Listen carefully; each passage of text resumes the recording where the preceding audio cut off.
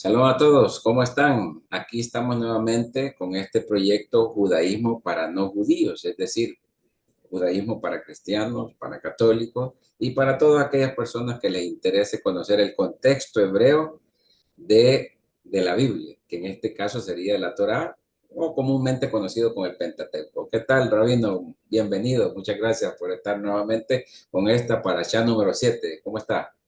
¿Qué tal, Rudy? Muy bien, muchas gracias. Gracias a Dios todo bien. Y bueno, obviamente yo también muy contento de seguir avanzando en el recorrido de nuestra lectura semanal, ya 7 semanas de las 52, de las 54 que nos reúnen a lo largo del año. Así que bueno, no, sin demoras vamos a ella. Sí, exacto. Vamos por la parashá número 7. Se llama Vayetse. Vamos a referirnos o vamos a conversar sobre Génesis 28, 10 hasta el 32, 3, ¿verdad? Que corresponde a la porción de la semana, que en este caso se llama Vayetse. Veremos algunos temas muy interesantes. Yo veo, por ejemplo, la salida de Jacob o la huida de Jacob. Vamos a hablar de los sueños, de la escalera, de los ángeles nuevamente. Vamos a hablar de ese lugar donde durmió y soñó Jacob. Y también es importante, considero, hablar del tiempo que pasó desde que Jacob salió de la casa de su padre Isaac hasta que llegó donde su futuro suegro Labán. ¿Qué pasó en ese tiempo? Para mí es muy importante saberlo. Y también vamos a hablar un poco del amor a primera vista entre Jacob y Raquel, el beso entre Jacob y Raquel y el beso entre Jacob y Labán, ¿verdad? Y de los 7 años que trabajó por una esposa, más otros 7 años por la otra esposa, más 6 años, que total fueron 20 años. De todo eso vamos a hablar, ¿verdad, Rabino? Una para allá muy rica en temáticas, así que sí, bastante para tratar. Muy interesante, muy interesante. Aquí comienza para mí, pues, muy lo bueno, lo que creo que a la mayoría le va a llamar la atención. Vallece se llama la parasha. ¿Qué significa Vallece, Rabino? Bueno, Vayetse se refiere a la salida de Jacob, justamente. Jacob sale de su casa, producto de su pelea con su hermano Esab, como habíamos visto la semana pasada, y sale al camino, y obviamente, bueno, lo encuentra a la noche, ¿no? Y tiene que encontrar un lugar para descansar, para parar, pernoctar.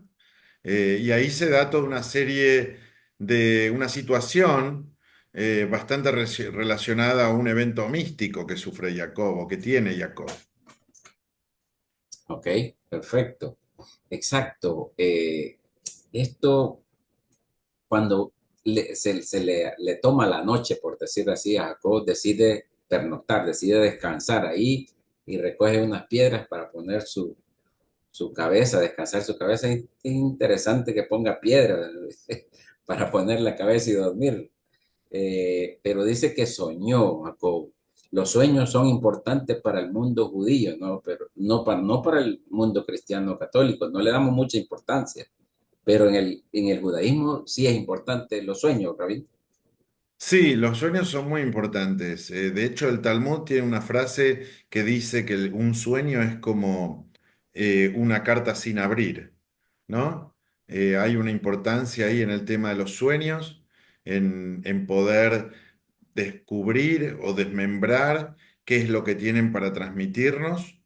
Y creo que el Talmud no está equivocado y la tradición judía tampoco, en tanto y en cuanto entiendo que con el devenir de la historia, la ciencia también va en ese sentido, digamos, los sueños son expresiones de nuestro inconsciente y de nuestro subconsciente y obviamente hay que tenerlos en cuenta. Yo no soy un especialista en el tema, pero sí hay muchas personas dentro del mundo judío que se ocupan de la cuestión de los sueños y sus interpretaciones, y es una disciplina en sí misma y muy interesante. Exacto, y a partir de esta por allá vamos a hablar mucho de sueños, porque aparece más adelante el sueño Sí, aquí, que José también más adelante vamos a ver que sueña, etcétera, etcétera, ¿verdad? Aquí dice que soñó con una escalera, del versículo 20, capítulo 28, 12, dice, y soñó ya aquí una escalera que estaba apoyada en la tierra, y su extremo superior llegaba al cielo. Y he aquí que los ángeles de Dios subían, los ángeles de Dios subían y bajaban por ella. Es decir, nosotros comprendemos que los ángeles están ahí arriba y bajan, pero aquí dice que los ángeles de Dios subían. ¿Por qué dice eso, Rabino? ¿A qué se refiere? Bueno, hay varias interpretaciones sobre esta cuestión, pero voy a utilizar una simplemente para dejar constancia de esta acción. Eh, A ver, en la tradición judía, la angiología del mundo judío es un poco diferente a la angiología del mundo católico y cristiano. En el mundo judío los ángeles no tienen voluntad propia y solamente cumplen una función determinada. No pueden hacer nada que no esté dentro de lo que Dios les haya ordenado. ¿Sí? Y Jacob estaba saliendo de lo que en ese momento era Eretz Canaán, la tierra de Canaán, y luego se convertiría en la tierra de Israel. Eh, y entonces nuestros Midrashim, nuestra literatura rabínica, dice que los ángeles que trabajan, entre comillas, vamos a decir, que cumplen sus funciones dentro de la tierra de Israel, solo son para la tierra de Israel. Y hay otros ángeles que trabajan en otros territorios. ¿No? Entonces, este intercambio de ángeles tiene que ver con que Jacob está saliendo de la tierra de Israel y hay nuevos ángeles que lo van a acompañar en el resto del camino, que no son los mismos que trabajan y lo acompañaron en la tierra de Israel. Pero bueno, la visión en sí misma es una visión bastante, como dije antes, mística, bastante llena de un universo que nosotros solamente interpretamos, no tenemos la capacidad de entender en su totalidad, ¿no? Entonces, bueno, acercamos algunas interpretaciones sobre este punto. Ok, sí, es precisamente eso, ¿verdad? Llama la atención porque dice que subían primero y no dicen lo contrario, ¿verdad? Que los ángeles bajen, sino que subían. Significa que Jacob va a tener apoyo de otras personas o de otros amigos o familias en su camino, Rabino, en los próximos días o años que va a pasar, porque está en el desierto solo. Algo le tiene que decir el sueño, ¿no? Sí, por supuesto. Bueno, es como una especie de confirmación. Pero en realidad la confirmación concreta él la tiene cuando se despierta, ¿no? Exacto. Cuando se encuentra con la realidad del lugar en el que está, entiende que hay una presencia divina ahí, él mismo lo dice, de la cual no había tomado conciencia, ¿no? Y obviamente eso le da fortaleza en algún punto para renovar el pacto que había empezado su padre y su abuelo y también para saber que esta travesía que se venía por delante era una travesía muy compleja y que obviamente iba a necesitar el apoyo y el soporte divino y la sensación de presencia de Dios en su vida. Y creo que toda esta escena, el sueño y lo posterior, cumplen ese rol, ¿no? De darle apoyo a un Jacob que se estaba formando como persona, ¿no? Vamos a ponerlo así. Se estaba formando como persona y como todas las personas tenía sus falencias, sus aciertos y necesitaba mucha fuerza espiritual para este camino que estaba empezando a transitar. Sí, de acuerdo. Dice, hay dos palabras ahí en hebreo, no sé si son importantes resaltarlas. Dice que soñó que el Eterno estaba a su lado y le habla dándole la promesa, las mismas promesas de Abraham, Isaac, se las da a él también. Pero la palabra, yo la vi en hebreo, dice Adonai y luego dice Ani Adonai Elohei Abraham. Es decir, porque más adelante lo vamos a hablar también cuando se le aparece a Moisés y le dice, yo a Abraham no me di a conocer con otro nombre. Y aquí está diciendo, el eterno, Dios de Abraham, es decir, Adonai es eterno y Elohim es Dios, así lo conocen ustedes en el judaísmo, Rabino, es importante hacer connotación de esos dos términos. Sí, en el judaísmo cada nombre de Dios tiene o denota un atributo particular de Dios. Dios es un conjunto de atributos, ¿sí? Y cada uno de sus nombres denota uno de esos atributos. El nombre de Adonai es un nombre que está más bien ligado a el atributo de misericordia o de piedad o de empatía de Dios con el mundo. Y el nombre de Elohim es un nombre que para nosotros está más ligado al nombre de justicia. De hecho, Elohim también es un nombre que se utiliza para denominar a jueces, jueces terrenales, ¿no?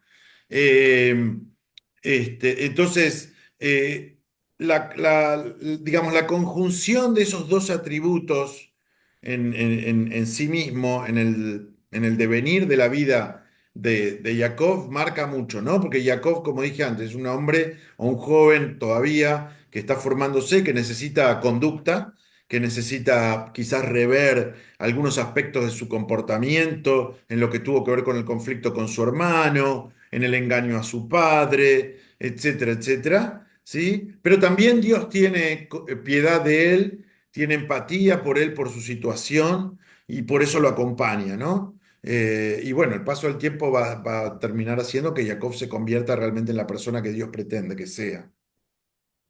Ok, sí, me doy cuenta que Jacob toma en serio, muy en serio esto del sueño, ¿verdad? Porque confió y dijo, este, cuán pavoroso es este lugar, dice el 28:17, no es otra cosa sino la casa de Dios.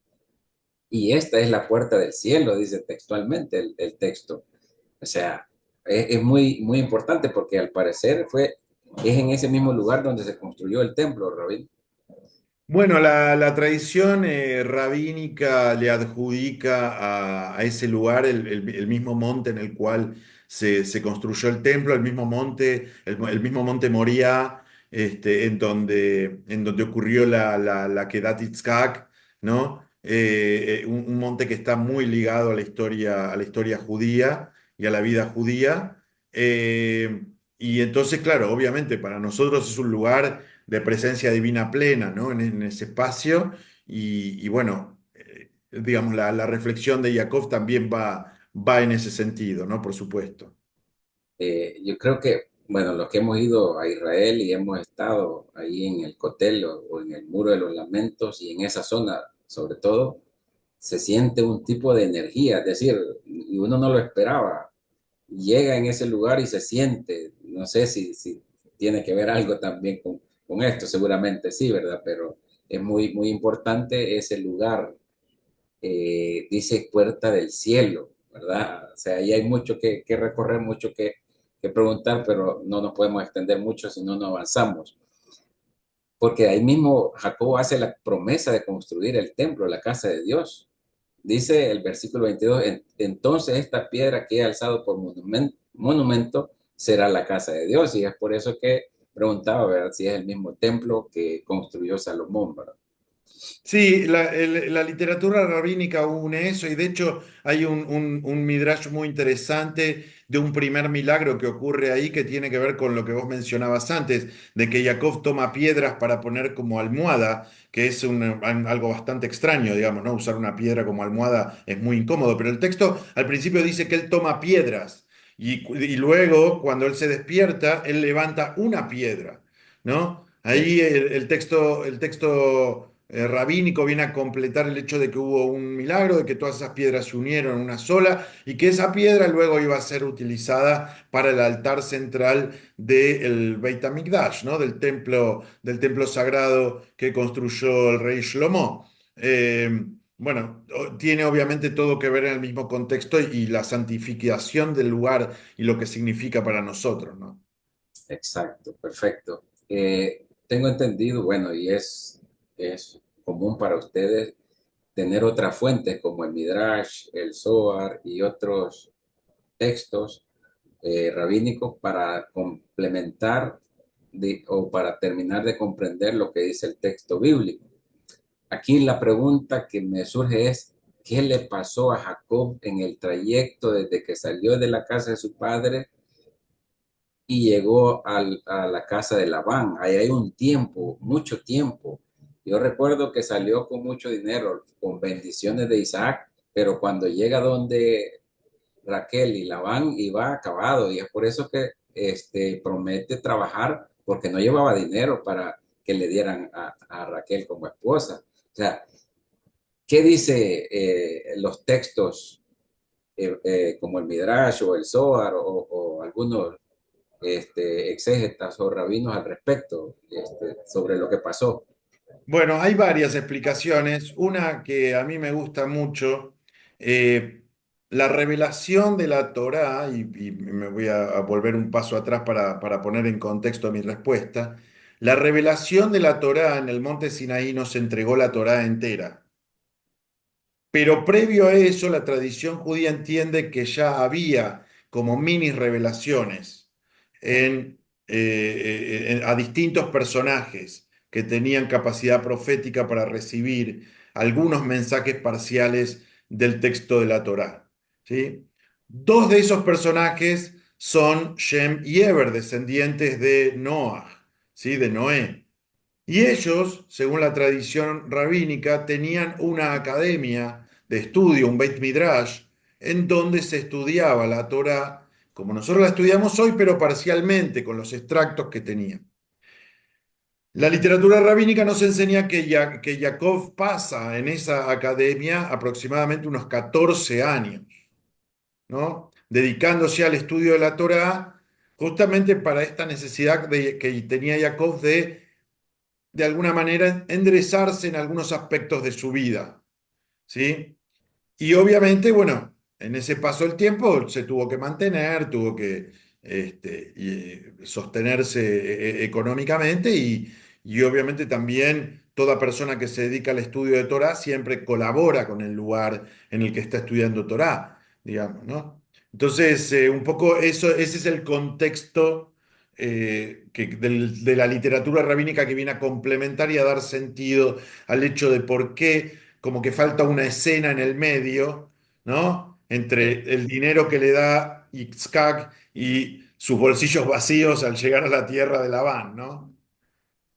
ese es un comentario. Y el otro comentario también será válido, el que dice Rashi, que también lo mandaron a matar. Un pariente de Saúl mandó a matar a Jacob y Jacob le dijo, mira, toma todos mis bienes porque un hombre sin nada es considerado muerto.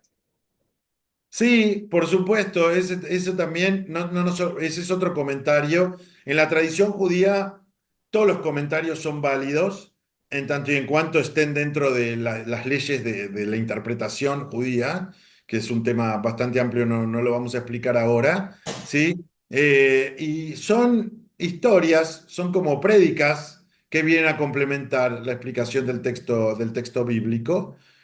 A mí me gusta más particularmente, pero es una opinión sumamente personal. A mí me gusta más la del estudio, porque obviamente para nosotros el estudio es algo fundamental y es lo que nos forma como personas, ¿no? Y creo que por el contexto de la identidad de Jacob en ese momento de su vida, sin dudas él necesitaba complementar ese aspecto. Así que bueno, me quedo un poquito más con la otra.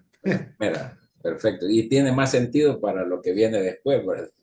Porque estuve estudiando mucho la Torá y es algo que voy a preguntar después, un poquito más adelante.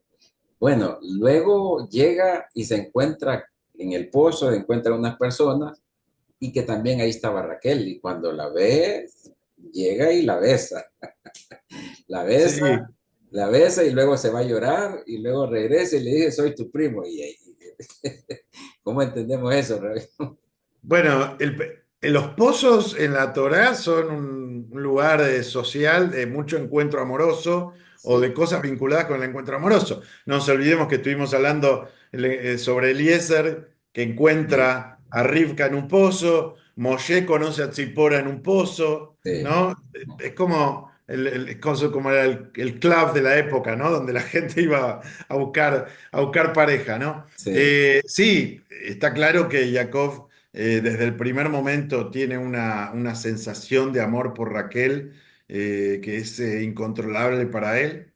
Decide entregar su vida a obtenerla como esposa y también de alguna manera su ansiedad porque Raquel se convierta en su esposa le termina jugando un poco en contra porque es parte de la consecuencia de cómo termina engañado, ¿no? Sí. Y teniendo una esposa que no era la que él pretendía.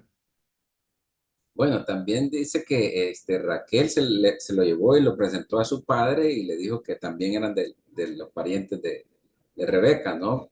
Y Labán sabía que los parientes de Rebeca o Isaac y Abraham tenían mucho dinero y ahora se encuentra con que Jacob no tiene nada, o sea, no tiene, llegó sin nada y le está pidiendo esposa. Y es ahí donde viene que le promete trabajar 7 años por Raquel. Luego Labán acepta, es verdad que trabaje 7 años. Después de 7 años, la promesa de entregarle a Raquel no le entrega a Raquel, sino que le entrega a Lea, lo engaña. Lo mismo que él había hecho anteriormente, de engañar a su padre, ahora también a él lo están engañando. Y luego le dice, no, sí, pero no podía entregarte a Raquel, sino que te entregué a la primera. Trabaja otros 7 años por Raquel. Ahí confirmamos que sí llegó acabado, llegó sin nada. Sin Entonces nada, tuvo que sin ser nada. siervo por ella, por esas dos mujeres. Sí, sí, completamente sin nada. Y el tema de los 7 años es muy importante en lo que tiene que ver con la imagen de Jacob. ¿Sí? Porque no nos olvidemos que más adelante la Torá nos va a enseñar que cuando un hombre vende su fuerza de trabajo porque es lo único que tiene, al séptimo año tiene que ser liberado de su carga, ¿no? Lo que la Torá traduce, lo que normalmente se traduce como esclavitud, que no es la esclavitud que nosotros conocemos de la Edad Media, ¿no? O la esclavitud de los esclavos africanos que llegaban a América o a Europa. No tiene nada que ver con eso, pero aunque normalmente se traduce como esclavitud, es un tiempo limitado, que 7 años completa eso, al séptimo año el esclavo tenía que ser liberado, ¿no? Y bueno, Jacob ofrece un poco eso porque es lo único que tiene para ofrecer, su fuerza de trabajo. Eh, el engaño obviamente tiene que ver un poco con las consecuencias de cómo Jacob vivió su juventud. Es cierto que había una tradición en el antiguo Medio Oriente de que la hija mayor siempre se casaba primero.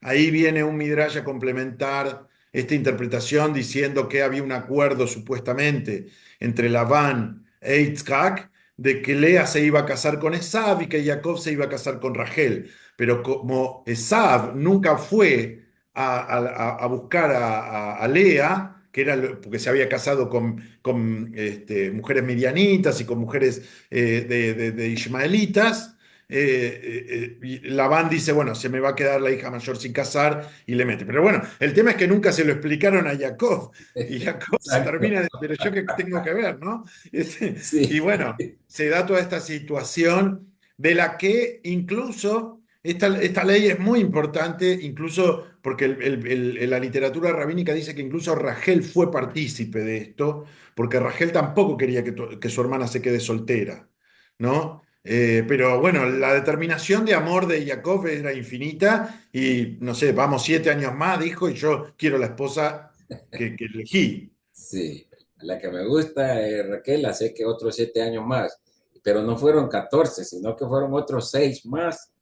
Se hicieron Sí, bueno, él 20. después se queda trabajando más tiempo, una vez que se casa con Rachel, porque la verdad es que el lugar era un lugar bueno para trabajar, la Torá lo expresa, era un lugar fértil, a él le empieza a ir muy bien económicamente por su capacidad de trabajo y por el acompañamiento que Dios tenía con él, igual que como le fue a Abraham, igual que como le fue a Isaac, Dios los acompañó en su labor y siempre lograron formar un sustento económico importante para lo que fue su vida. Y Labán también se nutrió de eso, ¿no? Porque él también recibía los beneficios de ese esfuerzo del trabajo de Jacob. Pero bueno, Jacob en un punto sintió que su tío ya había abusado suficiente tiempo de él, ¿no? Entendió que tuvo que pagar cierto precio por sus conductas de engaño con su hermano y con su padre, lo pagó. Entendió que necesitó redoblar esfuerzos para lograr obtener a la esposa que él quería, lo pagó, ¿sí? Pero ya cuando se empezaron a dar ciertas situaciones hasta de desprecio y de no valoración de su trabajo, Jacob decide irse, que es en definitiva lo que haría cualquier ser humano, digamos, que se siente humillado, que se siente usado, ¿no? Y bueno, y ahí decide Jacob regresar a su tierra. Exacto, de aquí podemos sacar esos dichos, ¿verdad? Que todo acto, bueno o malo, siempre va a regresar. ¿verdad? Y Sí, por Jacob, supuesto, por supuesto. Y fíjate que esto es muy importante en lo que viene después, que seguramente vos lo vas a mencionar, que Labán no era una persona fácil, porque Jacob decide irse a escondidas. O sea, ya realmente como si él se estuviera escapando, como si fuera prisionero de la situación, ¿no? Entonces, sí, realmente el contexto entiendo que era muy opresor para Jacob. exacto. Bueno, en total fueron 20 años y en esos Ujú. 20 años tuvo casi que los 12 hijos, pero cuando nació, bueno, 12 hijos, Jacob sabía que tenía que tener 12 hijos al igual que Ismael, porque Ismael tuvo 12 príncipes, 12 naciones. Jacob Sí, andaba hay una interpretación sobre eso. El texto bíblico no dice nada específicamente. Él antes de irse ya tiene 10 de los 12. Le faltan los dos de Rachel, que bueno, van a nacer ahí casi yéndose. Pero sí, digamos, hay una idea de que los 12 que tuvo Ismael de alguna manera le ponen una responsabilidad a Jacob de tener 12 para formar un clan similar al que Ismael había formado. exacto, porque como el legado, ¿verdad? Que esperaba Abraham, no se, la promesa que Dios le dio a Abraham no se concretizó con Abraham ni con Isaac, pero sí que supuestamente se iba a concretizar con Jacob. Cuando nace José, se da cuenta de que ya es momento de partir. Durante todo ese tiempo, al parecer, Dios no se le presentó a Jacob, pero cuando decide irse, cuando decide liberarse, cuando opta por regresar, es que se le aparece Dios. Es hasta entonces, Rabino. Es importante eso, que cuando uno toma la decisión de liberarse, de abandonar donde no está siendo bien recibido o atendido, es cuando Dios se le aparece. Sí, bueno, a ver, Jacob tiene un comportamiento en ese sentido, digamos, él, a diferencia de sus antepasados, por lo menos en este momento de su vida, no tiene como un diálogo fluido con Dios ante cada situación. Él siente el acompañamiento de Dios, la renovación del pacto que tuvo antes de salir de la tierra de Israel para él fue suficiente para sentir que Dios estaba en su vida. Pero en los momentos de apremio, realmente uno es donde ahí quizás recurre a Dios de manera más directa, ¿no? Y creo que es un poco lo que le pasaba a Jacob y Dios le responde. Obviamente, porque, bueno, Dios quería que estar en la vida de Jacob y tener esta necesidad, de entender, perdón, esta necesidad que él tenía y de estar el presente. Y ahí se vuelve a dar, digamos, ¿cómo decirlo? Una revelación más fluida, ¿no? Por de alguna manera, que en todos estos 20 años no había pasado en forma directa. Exacto. Cuando Jacob le comenta a Labán que ya pasaron 14 años y ya tiene que irse, Labán, como dices tú, no era sencillo, le hace un trato, ¿verdad? Mira, quédate más tiempo, las vacas que nazcan o el ganado que nazca rayado va a ser tuyo y los que nazcan de un color van a ser míos. Y Jacob hace algo ahí extraordinario, un acto que no sé de dónde lo sacó y probablemente tiene que ver con lo que estudió en el lapso de tiempo cuando salió de Isaac y llegó a donde Labán. ¿Qué sucede ahí? Pudo manipular la realidad, Rabino. A qué se debe o cómo es eso, cómo entender eso, Rabino. Mira, yo no sé si manipular la realidad. El judaísmo es un poco, digamos, si bien hay historias y hay situaciones en donde aparece algunas cosas que para nosotros son percibidas como sobrenaturales, ¿no? La tradición judía siempre ha visto la naturaleza como algo bastante estable, en la que eventualmente solo Dios puede intervenir. El Pirkei Avot dice que todos los milagros creados, que todos los milagros que hizo Dios en realidad ya estaban previstos en la creación, pero no nos vamos a meter ahí porque sería un poco complejo. Yo creo que este acto habla más de Labán y de su actitud, ¿no?